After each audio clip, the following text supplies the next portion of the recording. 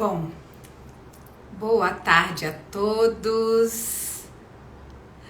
Vamos esperar as pessoas entrarem, os nossos convidados entrarem para nosso seminário. Seminário não, uma live que vai ser maravilhosa com a nossa querida Lígia. Já estou vendo aqui que as pessoas já estão entrando. A Fernanda, tudo bem, Fernanda? Você vai gostar, viu, Fernanda? Tá?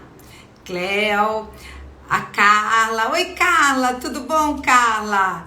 Ai, pessoas maravilhosas. Bom, numa sexta-tarde, né? Muita gente trabalha, mas depois, com certeza, uma live dessa nós vamos ter que deixar gravado, porque nós vamos falar hoje com uma autoridade em espectro feminino. Ela sabe muito sobre o espectro feminino, mulher, e acho que não tem quem saiba mais do que ela. E eu estava esperando muito por esse momento, porque nós vamos ter um conhecimento ainda maior, porque a gente sabe que o espectro feminino é de diagnóstico difícil, porque as meninas têm umas particularidades que nós vamos conversar com a nossa querida Lígia. Ela já está aqui e nós vamos conversar com ela e ela vai dar umas dicas muito importantes pra gente sobre o espectro feminino. Eu vou já chamar a Lígia, que ela já está aqui.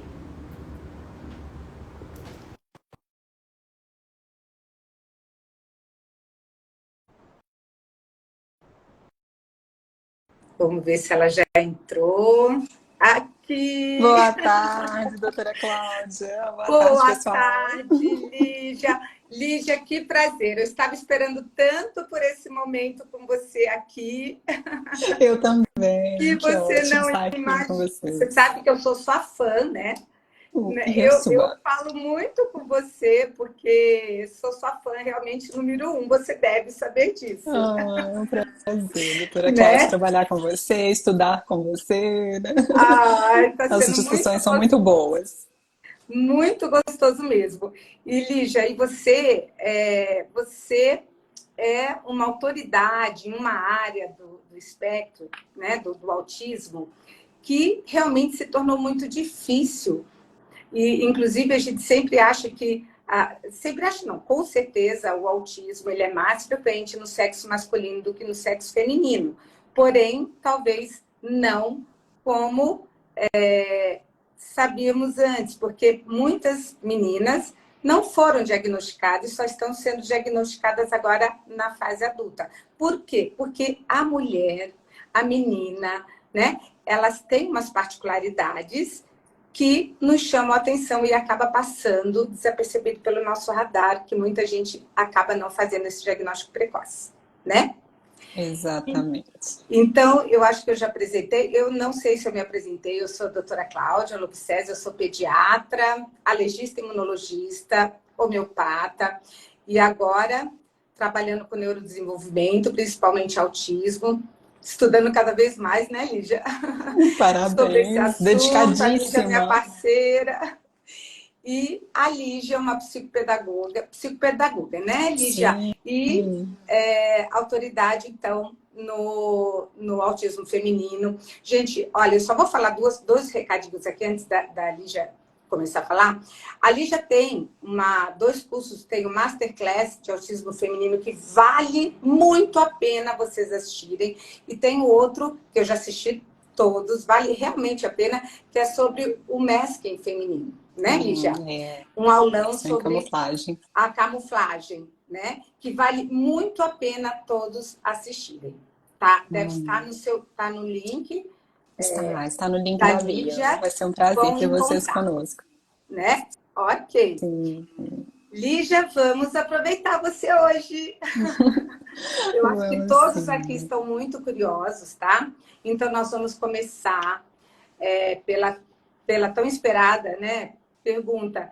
Por que, Lígia, que o espectro feminino é mais difícil nós fazermos o diagnóstico na menina do que no menino?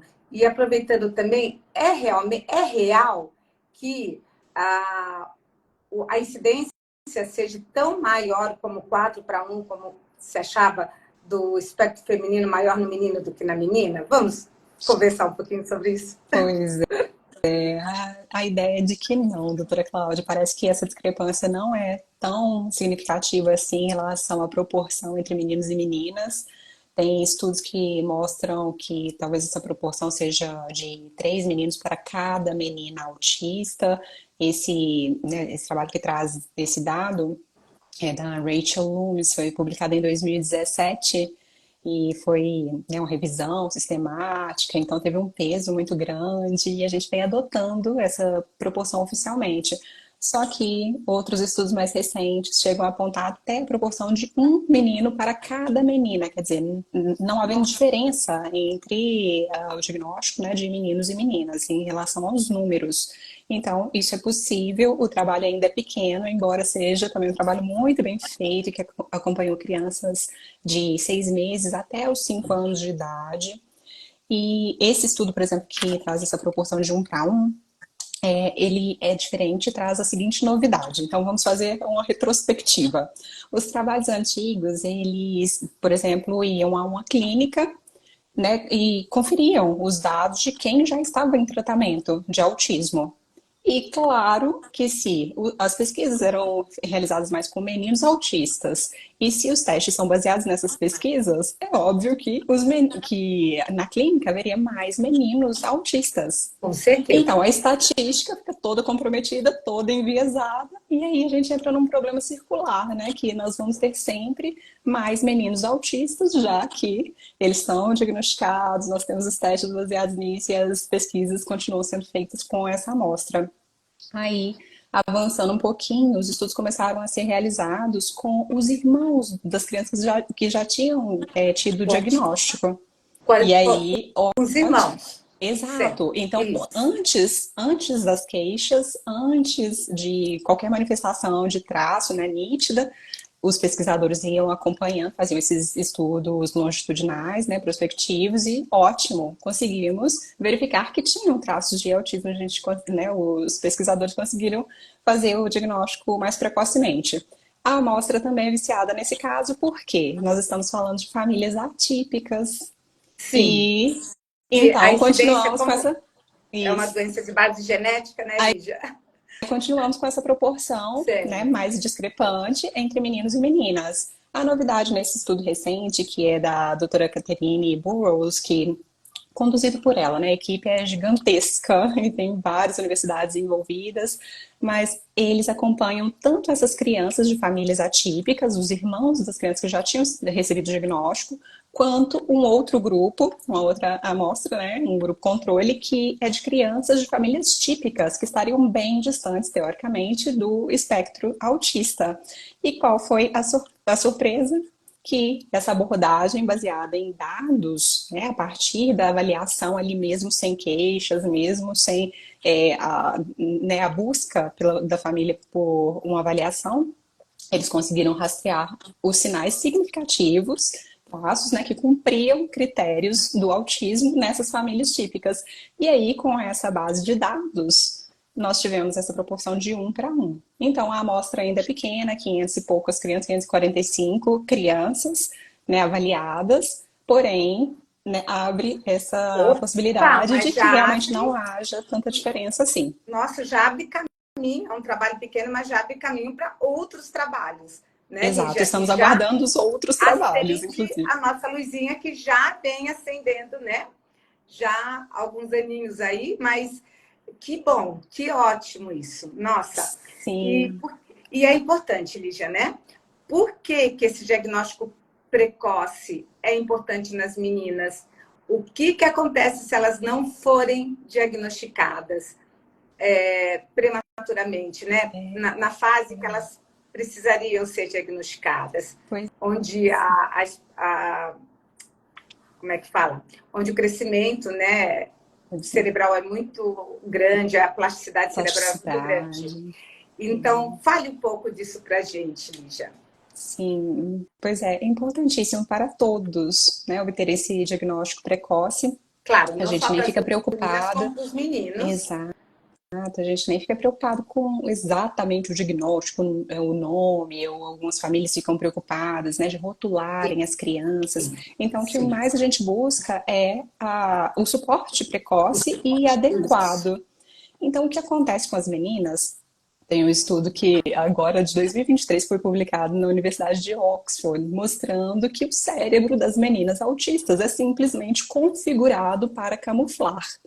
Então, antes, o que a gente falava, né? A gente ainda fala sobre uma certa proteção biológica das meninas, por Isso. isso elas não manifestam tantos sintomas, tantos traços nítidos como os meninos. Uhum. Isso é relevante, isso parece que existe, mas olha só que interessante, talvez essa proteção não seja para que ela não tenha o autismo. A proteção, o fator de proteção parece estar mais ligado a essa característica de De camuflar. não ter. Então, Isso. esse trabalho de Oxford mostra que o cérebro dela é simplesmente configurado para sentir como recompensa usar a estratégia de compensação, quer dizer, aprender comportamentos normativos, né, ou neurotípicos, é sentido pelo cérebro da menina como prazer, como afetivamente recompensador. Ou seja, ela vai memorizar esses aprendizados sociais com mais facilidade e aí vai reproduzir. Quer dizer, quando a gente come um brigadeiro, quando assiste a um filme agradável, está com uma pessoa, né, que a gente gosta, o cérebro interpreta como prazer, como satisfatório, e aí o hipocampo, todas as áreas do cérebro, né, contribuem para que essas memórias sejam registradas, consolidadas. E no caso da menina, esses aprendizados sociais, eles tendem a ser mais naturais e recompensadores também, e por isso esse tipo de atitude é reforçada, né, pelo Elas cérebro. acabam sofrendo menos, então. Mas aí não tem um Ou desgaste emocional, não. Lígia, nesse sentido?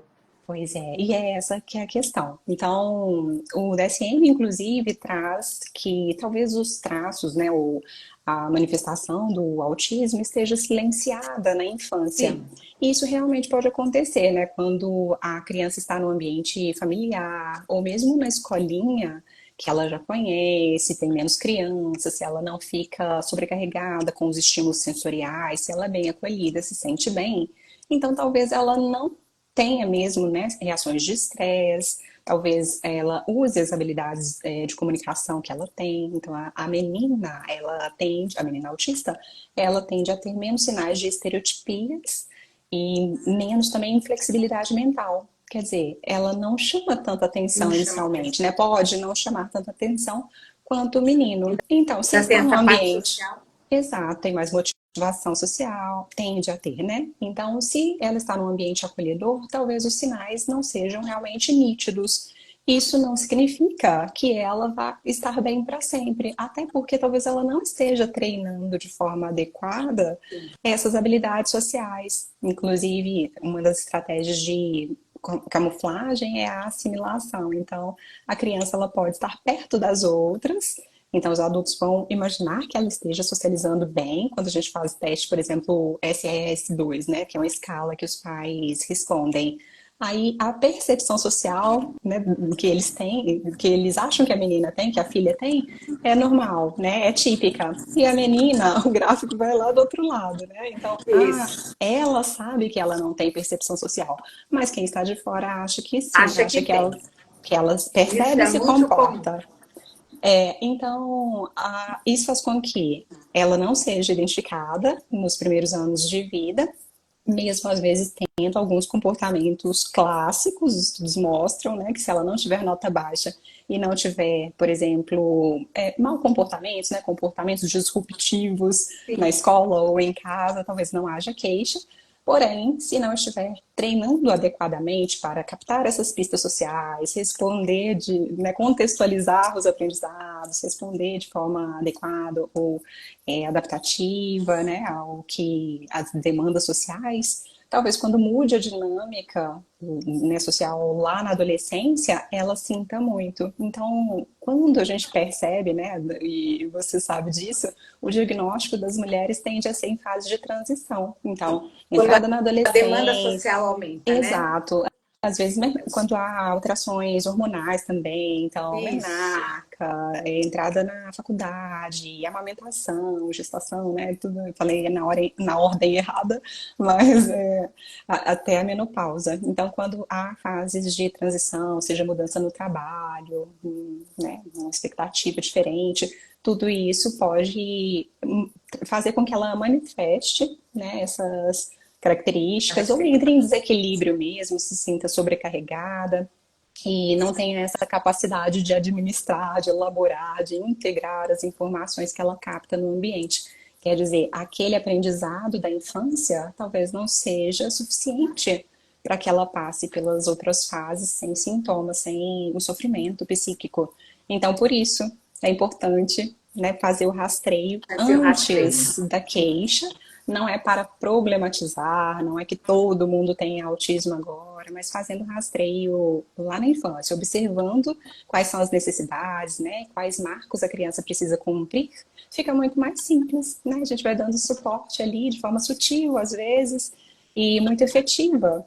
E Com principalmente certeza. quando a criança está no nível 1, nível 2 de suporte e tem essa facilidade para absorver a aprendizagem, até compensar, a Exato. gente consegue favorecer, né?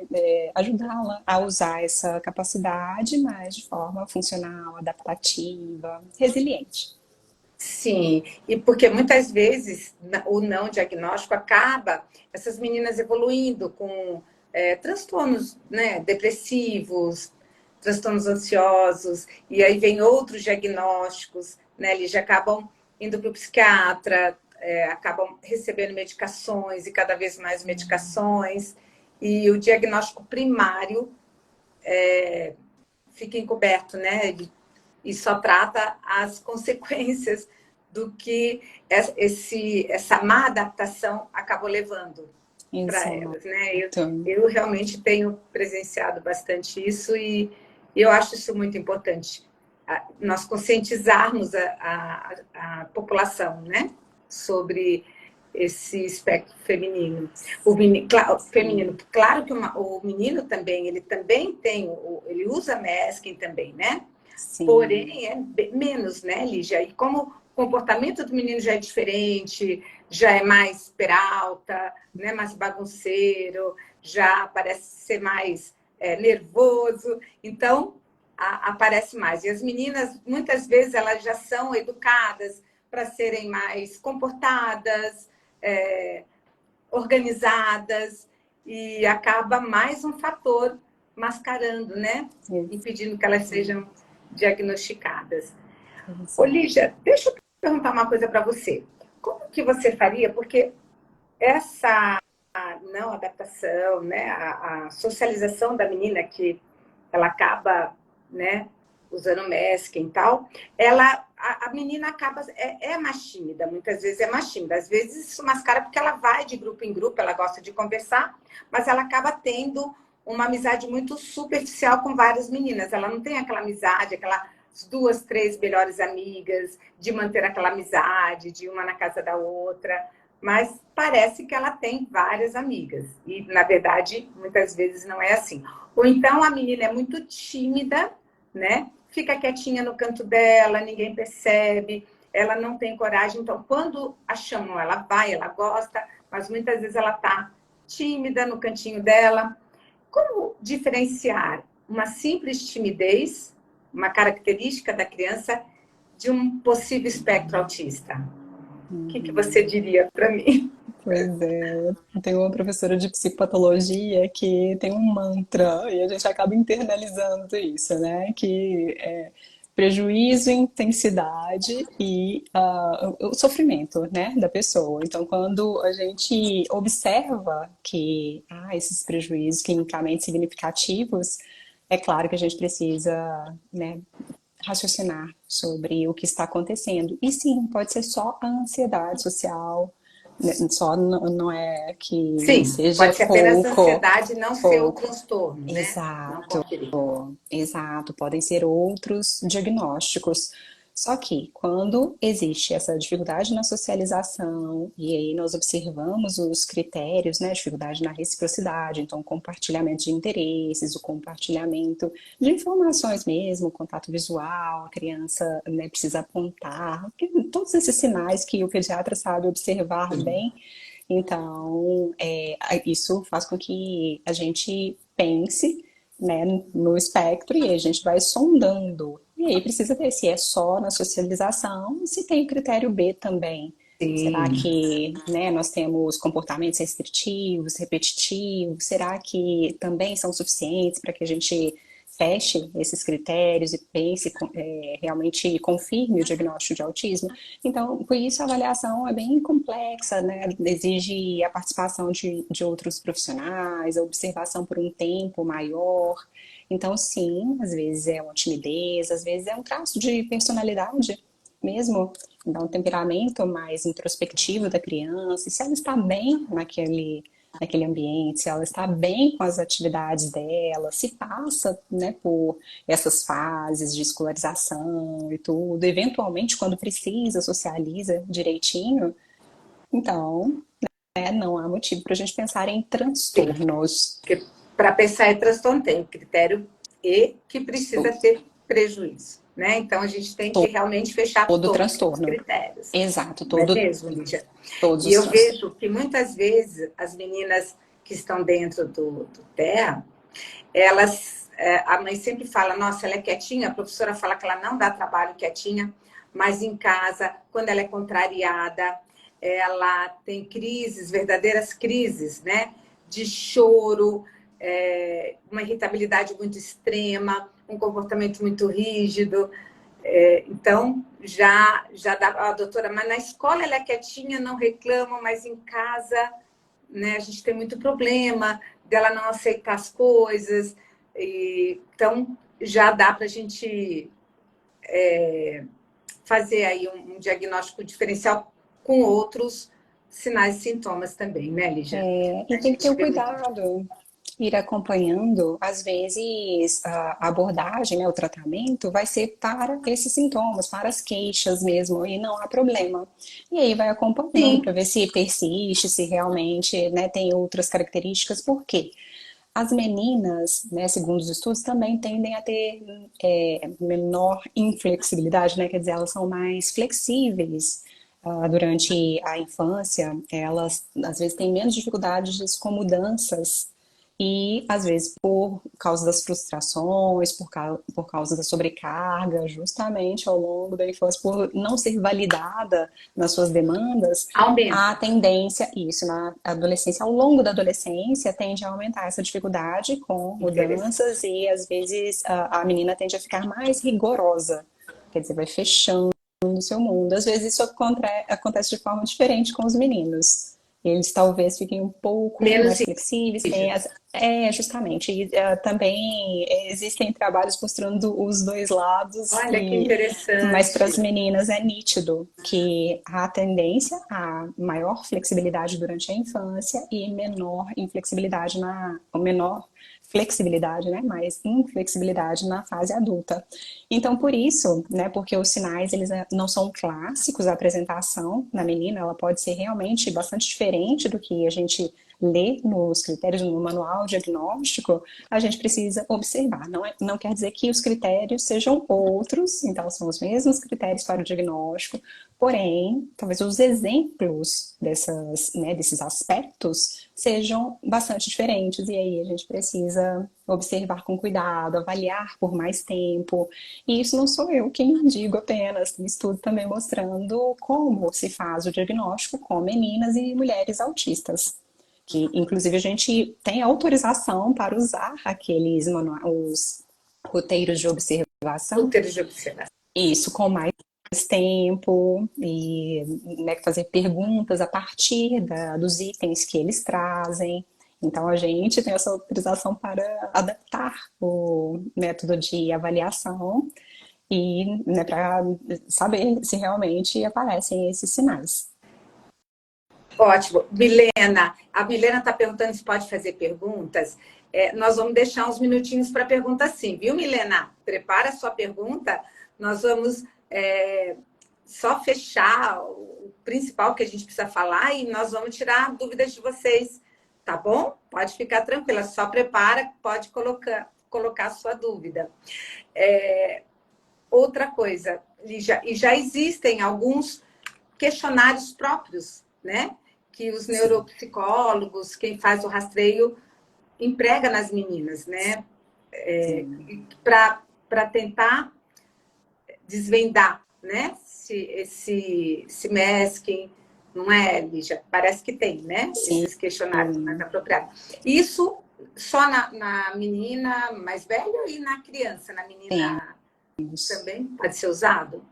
Temos uma escala para criança, as duas são de QESC, né? Elas ainda não estão validadas para o português. Só que a gente pode usar como informação complementar durante a avaliação. E elas trazem essas perguntas, né, os itens que vão observar que são vistos como mais frequentes em meninas autistas. Por exemplo, a tendência a gostar de música, ter hiperfocos mais típicos dos pares, por exemplo, em relação a artes, cinema, artes em geral, natureza também. Então, as meninas, às vezes, eu fico imaginando isso no passado, né? Porque imagina a menina que gostava de natureza, gostava de ficar na floresta e ainda tinha ecolalia. Ainda foi julgada como feiticeira e as pessoas, com certeza, né, pensaram mal dela. Hoje em dia, né, a gente, felizmente, tem um acolhimento melhor e essa possibilidade. Mas então os itens, eles são feitos a partir de clínicas grandes, por exemplo, clínica na Austrália, do Dr. Tony Atwood e da doutora Michelle Garner, que tem bastante experiência, em Londres também. Eu gosto dessas equipes que têm um olhar mais humanizado, sabe, pro espectro, que acolhem, mesmo sem diagnóstico, às vezes, que tratam as demandas em vez de tratar a CID, né? Sim, porque não é, na verdade, o que importa, né, Lígia, é tratar o que está, onde está o prejuízo, né? Para ela viver melhor em sociedade, para ela viver sem sofrimento, né? Isso é o mais importante. Será que é? Será que não? Isso não importa tanto. O que importa é que essa menina, né, se tem algum prejuízo, seja no aspecto social, comportamental, que ela seja avaliada e que seja, como é que fala? Validada. Né? Avaliada e feita terapia correta, que ela precisa para conviver com seus pares, né? Se for a menina, porque o sofrimento eu noto que é muito grande dessas meninas. Eu vejo muitas vezes no consultório elas falarem que tia, eu não tenho amiga, eu não consigo, eu só tenho uma amiga, mas eu não consigo ir no aniversário, quando eu não consigo me envolver, e chegam a chorar, Lígia, né? E não notam, você pede um relatório para a escola, o relatório da escola vem que a criança é normal, que interage bem, e ela relata o sofrimento dela, porque eu sou pediatra, então eu atendo crianças. E agora, estudando mais sobre o autismo, tudo, fazendo os questionários, a gente vem notando esse sofrimento nessas meninas, né? E elas conseguem, uma criança de 6, 7 anos, ela consegue falar sobre isso muito bem. Ela verbaliza para você essa dificuldade. Verbaliza essa dificuldade. Olha, eu tenho, mas filha, você fala com todo mundo, a mãe, né? Falando, não, você fala com todo mundo, eu vejo todo mundo vindo te cumprimentar. Falou, mãe, mas é diferente, mas eu não consigo que elas fiquem brincando, às vezes no recreio eu fico sozinha, porque eu não consigo chegar nelas, eu não tenho assunto, porque às vezes o repertório dessa criança, por isso que às vezes é importante a fono também, não só a terapia comportamental, mas a fono, porque às vezes ela tem um repertório diminuído, ela não consegue, como é que fala, um discurso funcional, ela se perde muitas vezes durante a conversa, né? Muito. Outra Foge ao tema. Oi? Foge ao tema. Foge ao Porque são tema. Ela foge. muitas informações, Exato, né, para que ela administre, elabore, registre exato. né, e expresse uma resposta. Aí tem um Expressam. tempo, às vezes, de latência grande Exato. que as pessoas não têm paciência. Não tem, foi outra coisa que algumas me relatam, né? Eu me perco nas conversas. Quando eu vejo já estão conversando sobre outro assunto, e aí eu prefiro sair, Olha né? Eu me só. E sinto. É, eu fico tão. Ai, Lígia, mas eu eu gosto muito. sofro com essa. Eu gosto muito quando elas conseguem se expressar, Sim, porque uma das é maiores incrível. dificuldades é justamente encontrar palavras para, né, manifestar, para, né, conseguir explicar a gente o que se passa. E aí, quando elas falam, Exato, para mim, a socialização é enigmática, eu não compreendo, não sei como iniciar uma conversa. Tem exato. aluna que fala, eu prefiro responder que eu não sei, porque aí o outro não Sim, vai não vai. aguardar a minha resposta e eu não fico ansiosa com essa Exato. expectativa. Ai, você falou num ponto certo agora. Outra queixa, né? Que às vezes estão conversando sobre um assunto que ela desconhece, né? Elas falam, parece que estão falando grego para mim, as Uhum. maiorzinhas, né? Sim, As adolescentes. E aí eu caio fora antes que cheguem até mim e vão me perguntar, porque olha, são assuntos que eu desconheço, né? Justamente porque eu acho que, não sei, Lígia, se esse é o meu ponto de vista, né? Eu acho que quando menores elas ficaram tão focadas às vezes em alguma coisa e esqueceram de obter um conhecimento mais geral das coisas, né? Às vezes pelo hiperfoco, então pelo aquele se concentrar menos, né? O contato visual sustentado que muitas vezes elas não conseguem ter. E às vezes elas têm um conhecimento grande, mas no seu hiperfoco, e deixa de ter um conhecimento mais geral. É isso que eu noto, pois entendeu? é, e você citou essa tendência a não, né, fazer contato visual. Às vezes as minhas alunas falam, elas contam, né, relembram as memórias periféricas. Então elas sabem que estavam na escola, mas elas se lembram da carteira, do quadro, de um lápis, de alguma parte da biblioteca e não se lembram das pessoas, nem da professora, às vezes, Olha, né, professoras significativas para muitos colegas, mas elas não se lembram justamente porque estavam, né, observando outras coisas e isso dificulta, obviamente, né, a sim, socialização.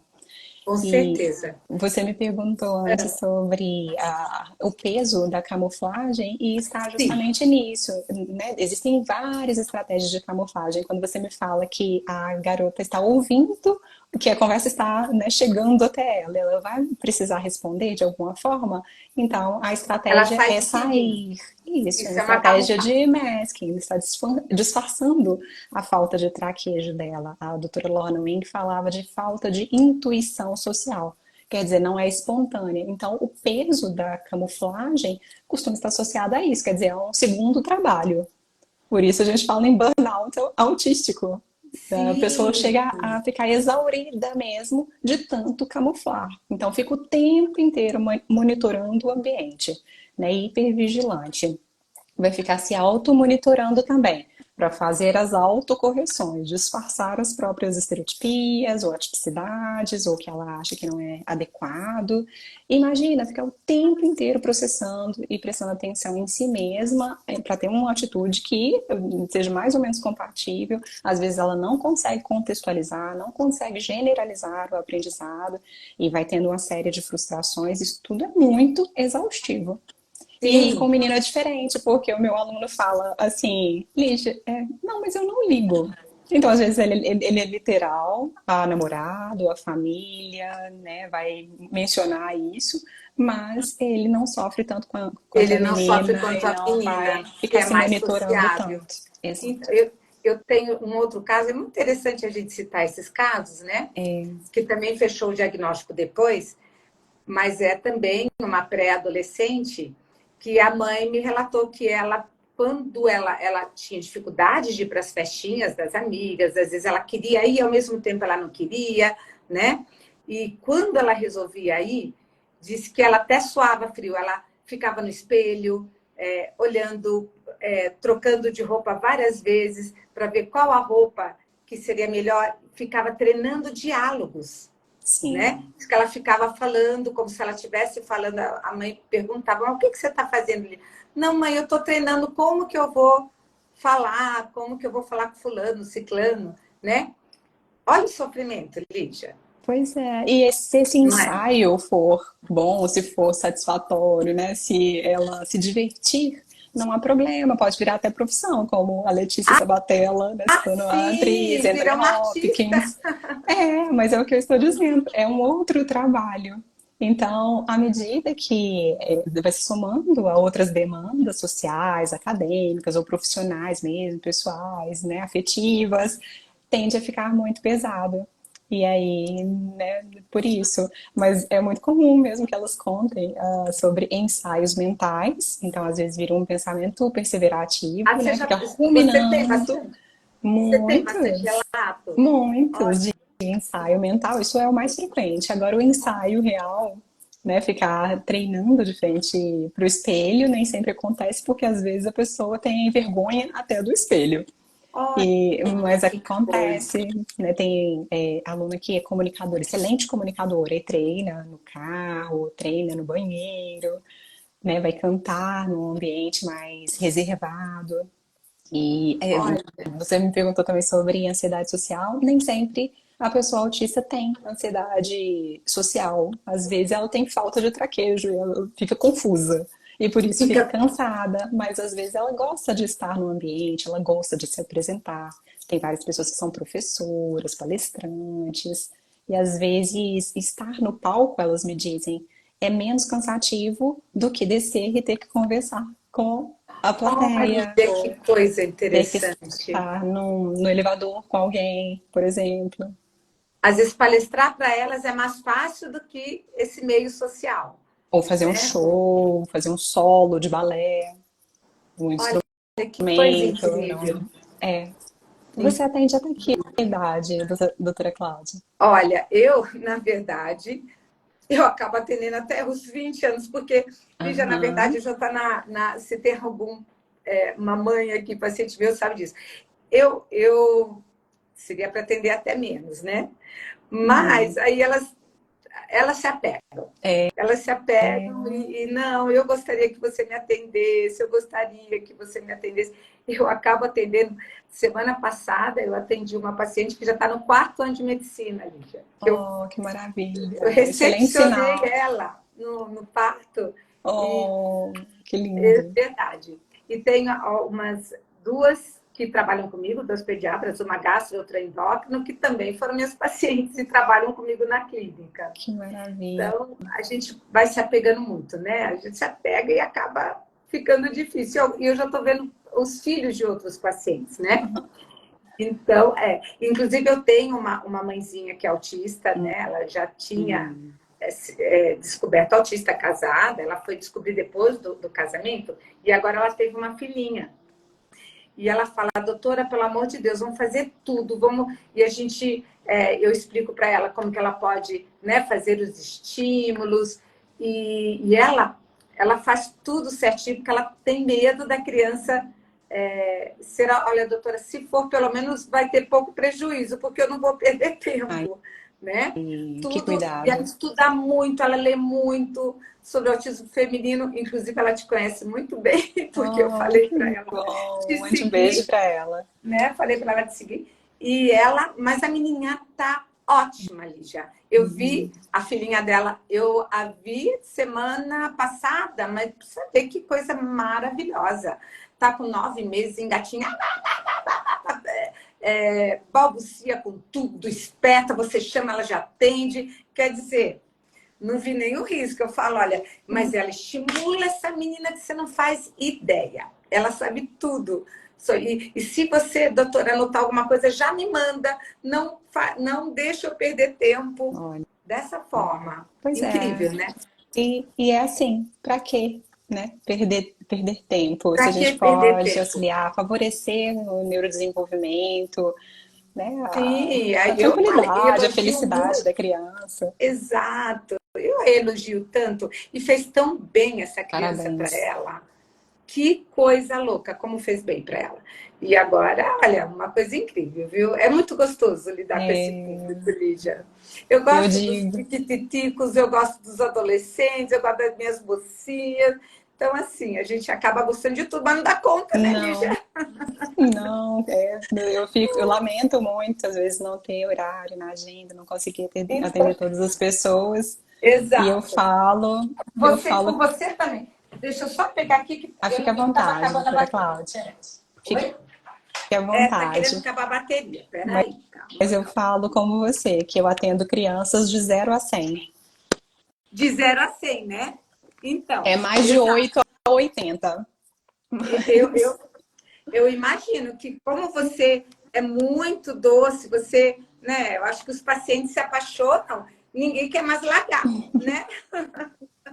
Eu imagino que deve ser muito. O seu trabalho também é maravilhoso, né? eu É gosto muito. muito da educação. Eu fico muito feliz de ver o cérebro ativo, aprendendo. E Nossa, principalmente agora, né, trabalhando com mulheres neurodivergentes e participando dessa história do reconhecimento do autismo, né, não é de um diagnóstico, não é uma descoberta, é o não. reconhecimento, a validação do que ela é. Exatamente. Inclusive, uma coisa interessante a gente falar é que o difícil, justamente o diagnóstico difícil, isso acontece tanto nas meninas quanto nos meninos, são os de grau, o de nível 1 de suporte. Que Pois são é, e nível 2 também, é interessante isso. Pois é, dois, às vezes, sim, mesmo com sinais clássicos, mesmo às vezes tendo atraso, mesmo tendo dificuldade, cerca de 80% dos autistas têm alterações motoras, por exemplo, mas às vezes quando acontecem em meninas, isso vai desviar o raciocínio clínico, olha só. Então, às vezes, tem algum tipo de queixa, não são aquelas queixas, né, acadêmicas, não, é uma queixa comportamental, mas se manifesta alguma outra dificuldade, aí a equipe vai ser diferente, talvez não tenha contato com autismo e por isso ela não receba o suporte adequado. Então, assim, são muitos fatores, né, mas temos sim, estudos que mostram que é diferente, que precisa de suporte diferente também. Tem uma teoria do Simon Baron-Cohen que fala sobre o cérebro extremo macho.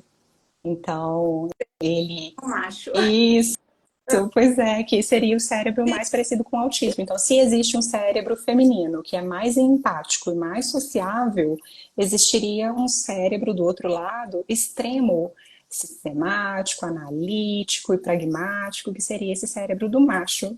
E aí, esse seria o cérebro das pessoas mais autistas, né? Então, feminino aqui, masculino aqui e o autista, o atípico, passando do macho típico. Olha, E tem estudos que né, mostram que talvez tenha fundamento, mas tem uma outra teoria que é da incoerência de gênero.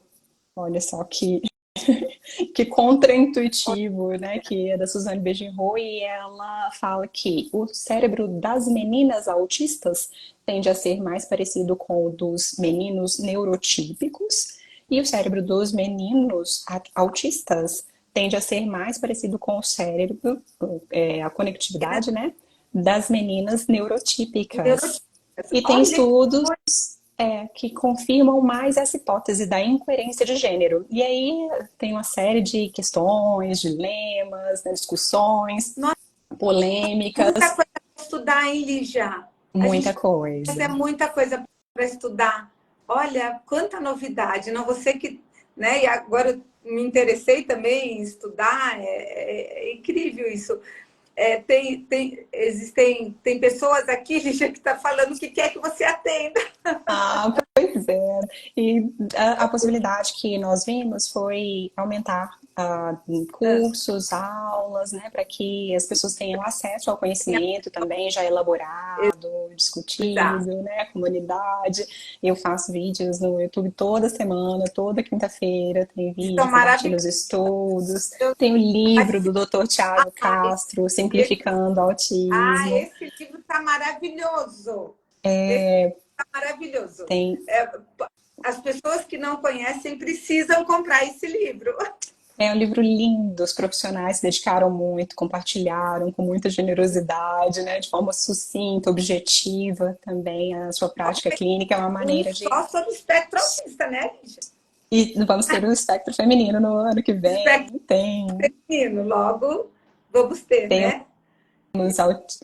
um livro que vai ser lançado em breve também, de uma amiga minha que é autista, o diagnóstico do espelho também, é uma mulher Nossa, que e que fala sobre a própria história, fantástica, tem uma escrita belíssima, então você vamos tem que ter, colocar. Você geralmente coloca no seu Instagram os. compartilho tudo. Você coloca, compartilha tudo, né? Ótimo. Vamos, gente, entrem no Instagram da Lígia, que vocês vão ver que maravilha para quem. Ah, eu acho que todo mundo te conhece aqui. Porém, nossa, a minha tela tá bem pálida. Não sei se é porque a bateria tá acabando. Ô, Lígia, Você está linda. eu queria saber, algumas pessoas fizeram perguntas, mas eu sou um pouco difícil de. Eu sou igual o Thiago, um pouco difícil de prestar atenção nas perguntas. Como a Alguém, gente volta? alguém que fez alguma pergunta, quer colocar novamente Hum, a boa pergunta para ideia. respondermos, que vamos ver. Eu sei que algumas pessoas fizeram, Lígia. Não... deixa eu ver se eu consigo aqui. Tá Peraí. bom. Eu tenho essa dificuldade também de administrar os Tentei. estímulos, então Nossa, eu sei. posso fugir ao tema quando Eu uso muitos trajetos. tem muitas A menina de perguntas. 6 anos usa muito os trejeitos das pessoas. Como ajudar a ser ela mesma? Ela se pune muito. É uma pergunta, Uhum. Lídia. Pois é, a gente começa pela validação. Então, a gente valida tanto essa dificuldade quando a criança manifesta que precisa imitar, ou que precisa ensaiar, ou que cometeu uma gafe e ficou constrangida. A gente valida que aquilo é significativo para a criança, e aí a ideia é oferecer as alternativas, as possibilidades. Então, com os meus alunos, por exemplo, eu gosto de trilhar a jornada da heroína com as minhas meninas. Aí mostro, geralmente elas gostam de histórias de super-heróis, aí eu mostro que no início da história o herói está no mundo comum e que aí ele recebe um chamado para aventura e aí ele recusa, acha que é muito difícil, tem que cruzar um limiar e aí ele entra no mundo que tem os aliados, tem os inimigos, tem os testes. Aí eu vou passando essas fases da história. No final, é claro, tem o aprendizado. Quase todo herói, não. Todo herói desses que a gente conhece, né? Homem-Aranha, Mulher Maravilha, mesmo os heróis da antiguidade, Hércules e Ulisses, né? O clássico, eles vão ter essa jornada e vão ganhar um aprendizado. E aí eu vou percorrendo com ela essa jornada e pergunto em qual fase você está, quem são os seus aliados, quais são os seus testes, com quem você pode contar, né? O que você tem aprendido quando você faz esses testes. Então, mesmo que a camuflagem esteja um pouco sofrida no momento, naquele momento, naquela hora em que ela consegue reconhecer que existe né, uma trajetória e que essa trajetória pode ser significativa, mesmo com os desafios, mesmo com algum tipo de sofrimento, de dificuldade, e que ela tem gerência, tem algum grau de controle sobre essas ações que ela vai ter ao longo da jornada, isso dá uma sensação de pacifica, né? Uma sensação de autoeficácia, autoeficiência, e aí ela fica mais calma e percebe, consegue utilizar os recursos que ela tem naquele momento. Então, mesmo aos 6 anos, ela pode ser capaz de usar a imitação, a compensação, a assimilação, o masking quando ela precisar e às vezes se tornar, né, quando ela quiser também, mais autêntica, assimilar também, valorizar o seu lado singular, espectral, que eu falo com as meninas, e às vezes elas se divertem muito com isso, porque em atividades, por exemplo, da escola, ah, Lígia, eu entrei tão em flow que quando eu acordei eu já estava dançando, tal, então quer dizer, ficou solta e às vezes manifestou publicamente algum tipo de estereotipia ou alguma, né, cantarolou, uma ecolalia, algo do tipo, que anteriormente seria muito constrangedor, que a deixaria ansiosa, entraria em ruminação, né, e assim, não quero nunca mais passar por isso. E aí ela cria uma nova interpretação para aquela mesma, Olha né, que bacana. cena, para o mesmo comportamento. Nossa, maravilhoso, Lígia. Tem Muito, nossa, muitas adorei ouvir o estratégias. seu. Muito bom. Tem uma outra mãezinha que está falando aqui, deixa eu ver quem que é. A Milena falou que a minha filha é assim, ela não quer sair. Ela foi ao aniversário de criança semana passada, ela foi super animada. Quando chegou na festa e viu as crianças, pediu para ir embora e ficou sentada, triste, emburrada, né? Eu acho que ela não Uhum, conseguiu se adaptar. Eu uhum. acho que aí é realmente terapia comportamental, não é, Lígia? Para ela aprender a se ambientar, como ela chegar às pessoas. Não sei, eu acho que é Uhum. mais a terapia aí para ajudá-la, não é, Lígia? Com certeza. Com certeza, a terapia, né, resolve, ajuda a criança a treinar, mas eu gosto muito do ambiente natural. Então, às vezes, quando a criança tem essa sobrecarga no ambiente social, é porque ela não está tendo uma rotina de Social. contato com a natureza, de contato com a natureza mesmo, quando ela não faz a descompressão. Então, às vezes, a família está com rotina muito pragmática e ela está seguindo uma agenda, faz isso, faz aquilo, e às vezes até a terapia sobrecarrega. E ela não está tendo tempo para cuidar do lado humano, né, da essência que todos nós precisamos. Então, eu falo com os meus alunos, as famílias, né, que nós temos que cuidar dos 4 elementos. Tem até o filme da Disney agora, né? Então, terra, fogo, ar e água.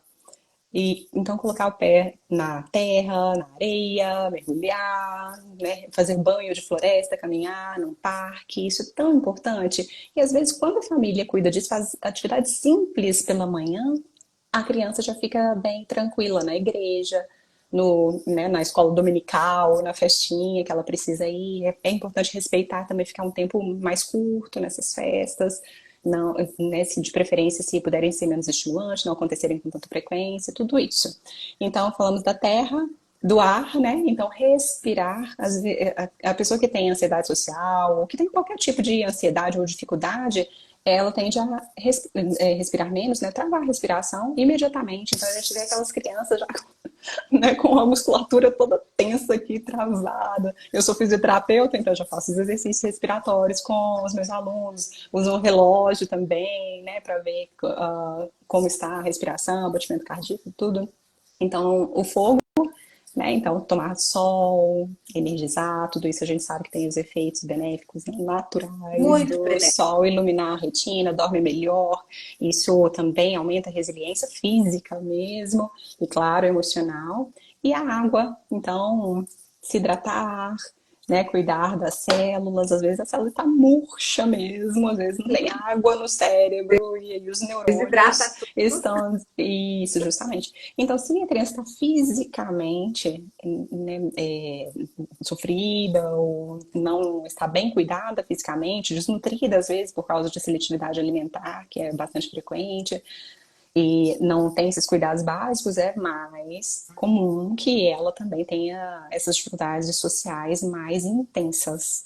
E aí, se tem a festinha, é importante também reservar um tempo para descompressão depois. Então, dormir, ficar em silêncio, dançar, Depois ouvir a da música festa. que ela gosta. Isso, a gente tem que ter o tempo para preparo antes da Sim, festa, não antes pode da ficar festa. aquele agito. Ah, então tá, vamos, veste a roupa e faz isso, faz aquilo. Uma mãe até me contou que ela ficava assim muito agitada e teve um final de semana, domingo, a menininha sentada na cama e falou assim: vamos, mãe, rápido, eu estou com pressa. E Ansiedade, né? Isso ela, na pode, hora, na isso, hora isso percebeu. pode realmente ela se decepcionar com alguma coisa, né? Ela tem que estar, acho que mais tranquila, mais Mais preparada, né? tranquila, isso. Não ficar insistindo também. Ah, abraça, cumprimentou, E responde, deixar a tem que criança. respeitar o momento dela, né? Se ela, às É, vezes, na festa, quiser ir respirar um pouco lá fora, é, ficar um pouco no momento dela, para depois voltar, eu acho que tem que respeitar isso também, né? exato. E Todos os claro, né, fazer um treinamento antecipado. E né, se a gente observou essa dificuldade em alguma ocasião, aí a gente vai pensar no suporte que pode oferecer depois, sem constranger a criança de preferência. Isso, dá previsibilidade, porque eles têm um pouco de problema com a previsibilidade, né? Então, Pois olha, na é, festinha vai estar assim, vai estar assado, vai ter a hora do parabéns, vai ter isso, vai ter aquilo. perfeito, Não é verdade, Lígia? Então, perfeito. comentar com a criança o que vai ser, como vai ser, o que pode acontecer, essa previsibilidade deixa eles mais tranquilos e menos ansiosos, Pois né? é, você falou de previsibilidade, eu faço um itinerário, um roteirozinho quando as famílias vão viajar. Aí a gente faz o mapa mundi e vai colocando de onde a criança vai sair, né, onde o avião vai parar, o que ela vai ver no lugar, né, se é a Torre Eiffel e tal. E a criança com essa previsibilidade, os pais me contam que ela leva o roteiro, né, o itinerário na mão, ah, agora nós estamos aqui, aí marca com caneta, colore e tem mais tranquilidade. Pois é, lembrança excelente. É que não sei o que, que aconteceu, que não está querendo ligar aqui. Peraí. Mas, Olha, mas tá, você mas está me ouvindo?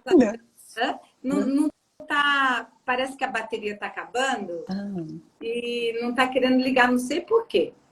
Mas olha, Lígia, eu acho que ó, é que tá tão boa a live, mas eu acho que conseguimos responder a todas as perguntas, viu?